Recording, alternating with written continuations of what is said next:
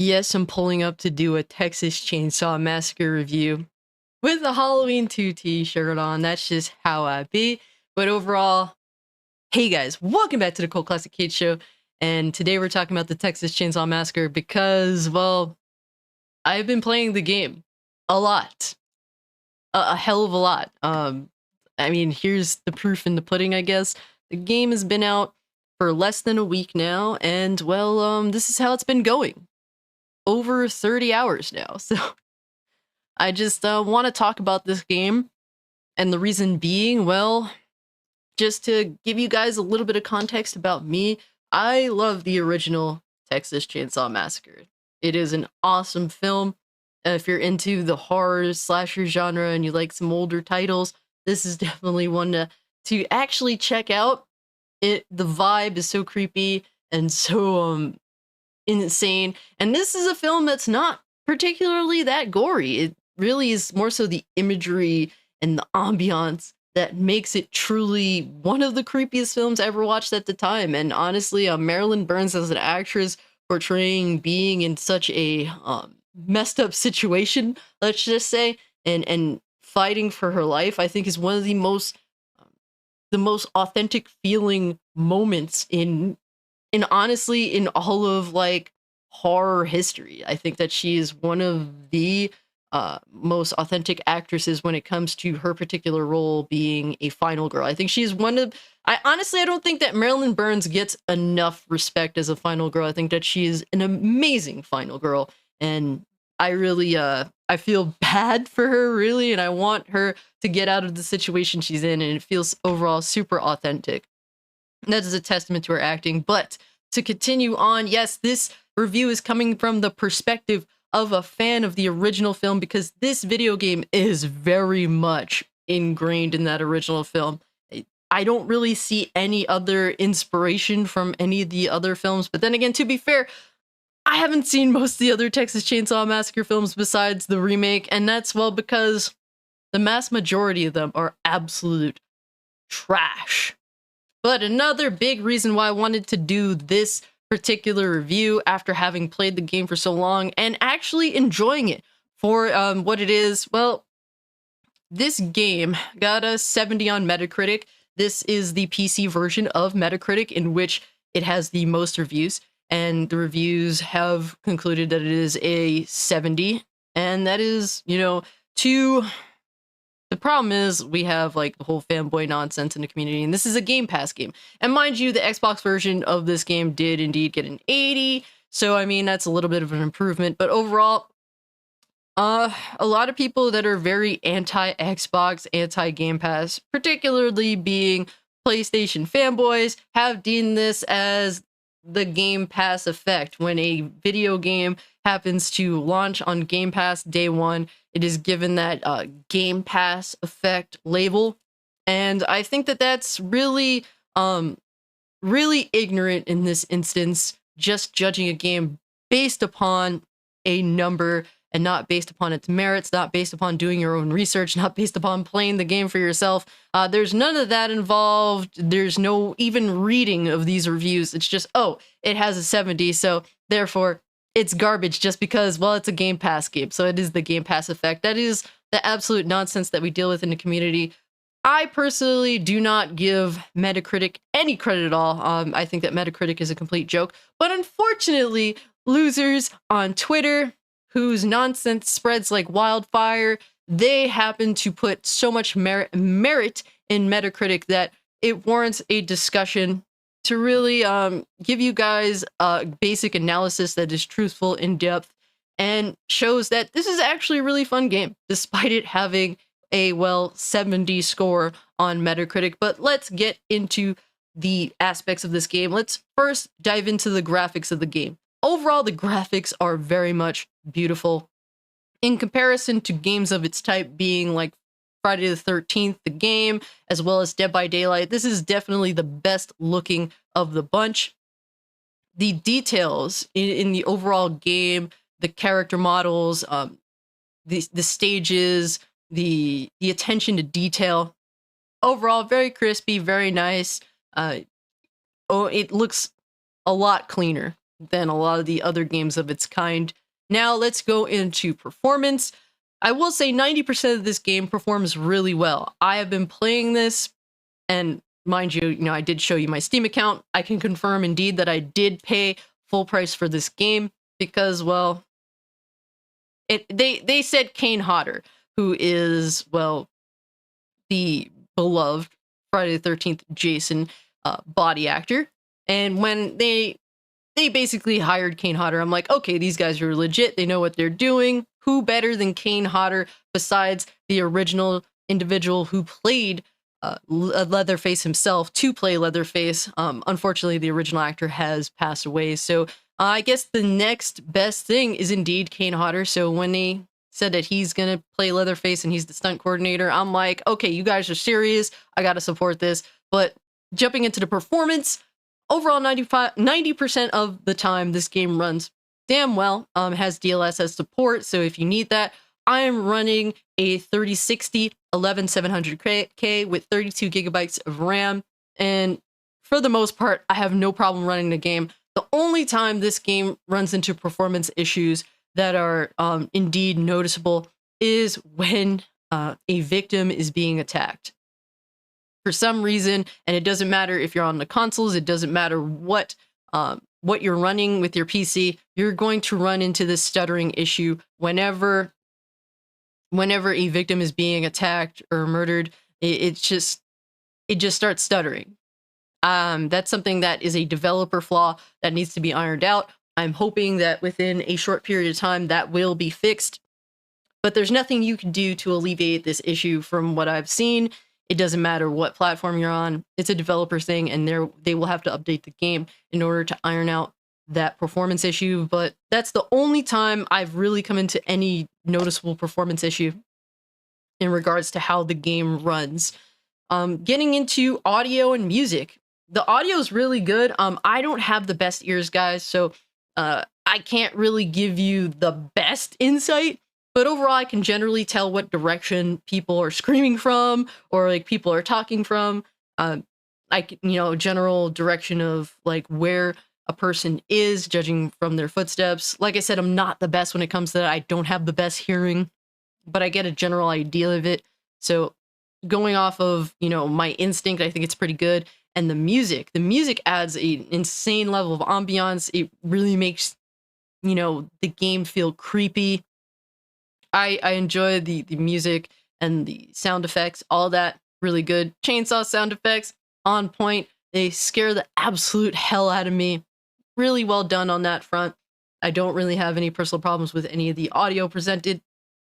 Now going into the characters, some of them have some really suspect things to say. Being completely honest with you, I'm looking at you, Johnny, who is an original character in the game. And there's another original character being Sissy. They are part of the family. They were created for the game itself. And I think that they fit in nicely despite them being original characters. I like their character designs. I wish they would have more outfit choices. Unfortunately, they don't. But overall, I think that they're cool additions. Johnny says some sus things that makes me believe he's more than just a killer. But I mean, he is a villain character. So I don't really necessarily see a problem with that, because he's a bad guy. Now, when it comes to the victim characters, well, I think overall their design looks pretty cool. This game does not cater to the modern audience, which is very nice to see. Overall, I know there's a few characters that I like. I personally gravitated towards Julie, but there's different characters there. I wish there was a little bit more. I think that more choices would have been nice overall, but maybe in the future that'll happen. But I think that their character designs are very indicative of the 70s, which I really like. There's not many video games that do happen to take place in the 70s. It's usually always like the late 60s or the 80s. So the fact that we get Texas Chainsaw Massacre game that indeed takes place in 1974 is really nice. Their outfits are very indicative of that time period, as well as their hairstyles. I don't really have a problem with any of that at all. I, in fact, really, really like it. The cars as well, really nice, really good touch. I think that they have a good time. They do a really good job of capturing that feeling and that time period. Now, while playing the game, you could level up and you could take those points to essentially any character that you want. You can take it to characters you never even played before. You can respec your points. There are skill trees for each character, both on the killer and victim side, and you level up those characters, and then you could choose like which particular attributes to improve with your skill points, and you also unlock perks. This could lead to some broken characters, mind you. I think the most craziest characters that I've seen thus far is Sissy. Some of the things she does, even at base level, is insane. So if you're looking for an entry point, I think that Sissy's probably a good character to pick up off the bat, at least prior to any significant balancing patch. And then on the victim side, Connie's pretty insane, especially a leveled up Connie. She happens to be the character that seems to get away a lot as opposed to the other characters, at least in my personal gaming experience. Overall, every character has their own vibe, their own feeling. On the killer side, they all have their own little abilities. Obviously, Leatherface with a chainsaw, and watching him run with the chainsaw over his head is dreadful. It is the most scariest thing that I've dealt with in a long time. You just start freaking out. Just hearing the chainsaw going off is petrifying. Then you have Hitchhiker that has traps and all sorts of stuff. Each character has their own like power balance dynamic. Sissy blows poison smoke that really F's up a character. She can also put poison on a bunch of stuff, which is cool. It's overall, every character has their own little thing. Like Leland on the victim side, he can tackle you like a linebacker. So it is very disruptive. It is probably one of the more annoying things in the game. You can slam doors to knock over your opponent. That's really cool as well. There's a lot of little details put into it, and the overall game design to me, at first glance, you would think, oh man, this must be heavily skewed towards the villains, because there's 3 of them. Unlike, Friday the 13th or Dead by Daylight, where there's only really one villain. So at first glance, you would think, oh man, this is probably broken as shit towards the the killers. With their overall design, there's a lot of thought put into it. It's hard for me to tell who has the overall advantage. Now, if one person happens to leave the game and they are a killer, oh man, does it really. Playing that game as 2 killers, it don't work. You have to be an absolute beast to pull that off, like to the umpteenth degree, because you're at such a disadvantage with only 2 killers as opposed to 3. Now, like I said, you can make some really broken builds into this game, depending on how what perks you're using, how you choose to level up a certain character, because they all have their own strengths and weaknesses. There are definitely some really crazy builds that you can make. It's hard for me to tell essentially who is, like I said, who has the advantage. Everyone kind of has a little bit of fuck shit from what I've seen, at least one character on one side or the other. So that's really cool. Maybe upon playing it more, I can kind of break down a lot of the little intricate stuff and really get a better idea of who is broken, which side is particularly broken. But as of right now, really cool. Also, getting into the whole grandpa thing, that dude is sonar, and it is so, playing a victim character and remembering to stop moving as grandpa's about to yell and basically be the sonar for the villain team. I'm still getting used to that. Oh my gosh, I get caught so many times because I'm just like so entranced by, oh my god, I gotta get out of here, oh my god. So, and when you are revealed, it is horrifying. And when grandpa's fully leveled up, he just sonar reveals you every single time. It doesn't matter if you're moving or not. It is a dreadful, scary experience having all of the freaking villains chasing you down. Oh my gosh, man. And I will say, I think a weakness or something I was maybe expecting a little bit more of was the executions. The executions aren't necessarily bad. They're actually pretty decent, but they're not necessarily exceptional either. They do feel, at least with Leatherface, I'm not particularly floored by Leatherface's executions. I think that maybe a little bit more blood and gore involved would be good for his particular execution, specifically because he is using a chainsaw. Some guts spilling out would be cool. It kind of makes it look a little cartoony when he does like chainsaw someone's stomach, you know, like this, and nothing is falling out. I mean, maybe it's a little bit too much, but I mean, it is an M-rated title, so going a little extra mile would have been cool. I mean, at least I think, but overall, you know, some of the executions are good. Playing as Hitchhiker, one execution that he has where he's basically slashing up someone's back and their ass as well, funny enough. That execution is, it has left me stuck multiple times. So, like I said, not a perfect game. I would avoid that particular animation because it seems to lead to Hitchhiker getting stuck, and you can't get unstuck when that happens, and you're stuck either being stuck or you leave the game. So that's really that really pissed me off because it happened to me like 2 times, I believe. And while I played 30 hours, only 2 times, not so bad. But when you're in the moment and when it's like that final countdown after you just managed to kill one of the victims, getting stuck afterwards is like the worst present you could possibly receive. So on that front, they definitely need to fix that. So I just use the other kill animation that doesn't seem to lead to any of that. I don't really particularly see anyone else's animation giving them that much trouble, but it's a thing. We might as well get into the other bugs and glitches. The crossplay aspect of this game definitely needs some work.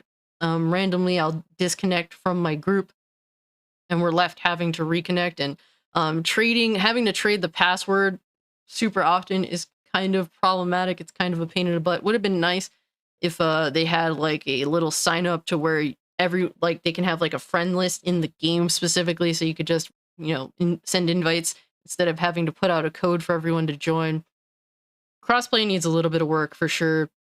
There are bugs and glitches. Obviously, you know, the glitch which you get stuck is a big one for me. That's probably the most annoying one. Other glitches that happen in the game tend to be hilarious. So, I mean, if you're into that or not, you know, that's up to you. The funniest glitch happened to be when the victim was trying to run away. Someone killed, you know, they got killed, and their face continued to try and run away even after they were dead. So literally their face was like melting off and trying to run. Absolutely hilarious. There was another glitch in which like I had killed a victim, and their body just turned into Play-Doh going in like 10 different directions, and it just looked like they turned into a glowing disco ball. And then my character, having stood still and witnessed this event, was like moving as though he was starting to dance. So it was absolutely hilarious. That is a highlight as far as I'm concerned. So most of the bugs and glitches happen to be entertaining. Some of them happen to be an annoyance. Like every so often, I won't be able to connect to anybody. An immediate restart of the game fixes it for the next couple of hours, but it happens every couple of hours. These are things that, once again, they aren't the worst in the world, but they happen to be a little bit intrusive sometimes. Overall, if Sumo Digital / Gun happens to be able to update this and get rid of most of these issues, it would be great, especially the crossplay issue, as well as the getting stuck issue. There is an overall lack of content. Mind you, this is at day one a $40 game. Like I said, I'm not particularly upset about the lack of stages because learning them takes time, and adding more to the mix makes it hard to learn them. I wish there was more victim characters to choose from, because everyone kind of just picks the same, and we end up kind of fighting for them sort of deal, which can be kind of annoying. Having to respec, I don't go out of my way to respec just because I can't play as my character, so I'm left playing as a level 0 when someone who is also a level 0 happens to be playing as my character who's a level 10 character. So that's particularly bothersome. Obviously, people don't really care about that. They just want to play as who they want to play as. They don't care if you have perks that can help the entire team on said character. And having to respec is just one big giant pain in the ass. And just the general sentiment, it would be nice if there was more, at least, victim characters to choose from. So people have more variety that they can go to. So it's definitely in your best benefit to have a second character for both the villain and victim side. But guys, overall, man, the experience, the highlight is the fun factor. This game is genuinely fun. I played most of it without friends, but I've definitely played with friends. And both situations, I have a lot of fun. Particularly, I like playing as the killers because the family, particularly because I don't like being super scared. Playing as a family, I don't have to be scared of what they got going on. I get really into that shit. So, and being able to play as the family as often as I want is a huge benefit because, you know, you have there's 3 villain characters to start out with every single game. This game is so much fun. It's a true homage to the original Texas Chainsaw Massacre film. But honestly, I think if you're not really a Texas Chainsaw Massacre fan, I think that this could be fun. The visuals in some of these stages are beautiful. Like if you're, there's one stage where there's this beautiful sunset and just the way it reflects off the grass and stuff. The cool thing is all the stages have different times. So it could be nighttime, daytime. I really like that touch as well. I think it's really cool. I don't give grades to games. I just give you context to what I think about them. With a couple of patches, a couple of fixes, I think that this is a solid game. Now, it launched a little, you know, obviously it launched with some problems, but I think that this launch is better than most launches we've had this year thus far. That's not really saying much because most games just come out outright broken, but this is one of the better ones. Mind you, some issues off the bat, but hopefully they address them ASAP. And hopefully we see some more content in the future and rather soon. Gun Media has stated, I don't know if their name is Gun. I know they're Gun, but Gun Media or Gun Interactive, whatever, has stated that they will not be having a battle pass for the game, which to me is a plus because I don't feel like I'm missing out on content if I don't, you know, buy every battle pass, whatever the heck have you. But they do have microtransactions. Particularly, there's only one. It's apparently I believe, $6 execution pack. So you get more executions, one for each of the family characters. To me, I think it's a silly thing. It would have been nice to have been able to unlock it based upon merit. But hey, this is modern gaming, right? But I don't mind it so much. I don't feel like I necessarily need it. I have the choice between 2 particular executions for each family character, which is good because, like I said, there's one animation that's completely broken and gets your character stuck. But I'm interested to see where it goes from here. $40 game. I think that what is presented is reasonable for its price point. It would not have been if the game was $60 or even $70. Also, one other bug issue, particularly seems to be with PC, is the mic. For some reason, it doesn't recognize my mic. I have it set up to push to talk or to just talk generally. Nobody hears anything from my mic for whatever reason. I hope that they managed to iron out that issue too. But guys, I wanted to make this review because unfortunately, Fanboy's gonna fanboy. This game has gotten a bit of a nasty rap for no particular reason other than it's on Game Pass. More people get to play it. Apparently that's a bad thing in modern day gaming where basically gamers don't want you to play video games. And to me, while I'm not a big Game Pass or subscription-based model fan, to mark this game as trash, particularly because it ends up on Game Pass day one, it's honestly a disgusting, mentally deranged standpoint. I'm glad that a lot more people have gotten to play the game. You know, shout out to the homies that have Game Pass that have played with me. Oz, King Sync, BitCloud, Blaze 4K. It's cool to be able to just jump in and play with you guys. I personally bought it myself, paid the $40. I've already gotten 30 hours of gameplay out of it within a week, and I'm going to continue playing. It's an easy game to just throw on with the homies. Also, shout out to Doge, who is playing with me. He is, yeah, he's a killer, all right, and also Resigned, who is insane as Leatherface. Really fun to play with you guys, but like I said, also fun to play by myself as the killer. I don't really like playing as the victims, but they have 4. If I'm in a group of 4, it's cool to be able to jump in as the villain. So if you have a group of 3 and you don't want to play with a rando, jump in as the family. I really like the way that they designed that. But yeah, guys, if you have a problem with this game because it's on Game Pass, fuck you. It's a really interesting game. It's a really fun game, and games nowadays lack a lot of that fun factor. I think that it's a great game if you love the original Texas Chainsaw Massacre. I think it's also a damn good game if you're not really into Texas Chainsaw Massacre but are into games like Dead by Daylight or Friday the 13th and you kind of want something new, particularly because Friday the 13th is getting shut down, so that's sad to hear. But where a door closes, one opens, right? And Texas Chainsaw Massacre is now that open door. But yeah, guys, let me know what you think about the game. If you have Game Pass, check it out. If you're into Texas, check it out. If you're into, hide and seek, multiplayer games, I'd say check it out. But if you can, like the video, share the video, subscribe to the channel. Follow me over on Twitter or Kick if you'd like to continue the conversation. And guys, we are close. We are getting close to hitting 200 followers on Kick. That's my current goal. If you haven't created a Kick, please check out Kick, man. It's really awesome. It's a great alternative to Twitch.